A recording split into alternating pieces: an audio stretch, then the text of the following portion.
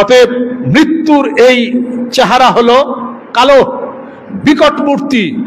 আল্লাহ জানেন কি মূর্তিটা মৃত্যুকে আল্লাহ পাক বানাইছেন।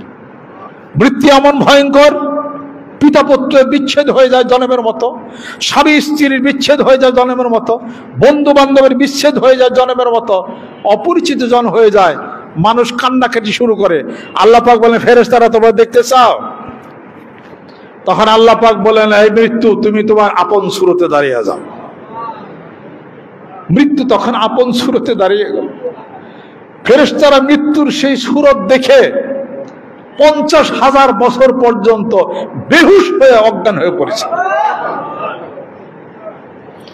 সেই মৃত্যু আপনার সামনে এসে দাঁড়িয়ে যাবে,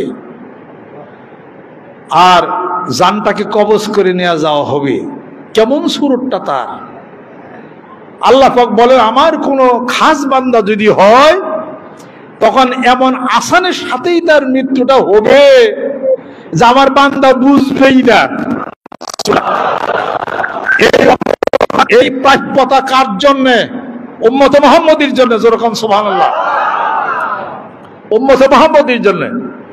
আজরাইল আলাইহিস সালাম বলতেছেন, উম্মতে মুহাম্মদী যদি 255 নম্বর আয়াত শরীফ যদি সে তেলাওয়াত করে, পাঠ করে, অর্থাৎ আয়াতুল কুরসি, তাহলে আমি আজরাইল তার জীবনটা, তার রূহটা এমন ভাবে কবজ করব।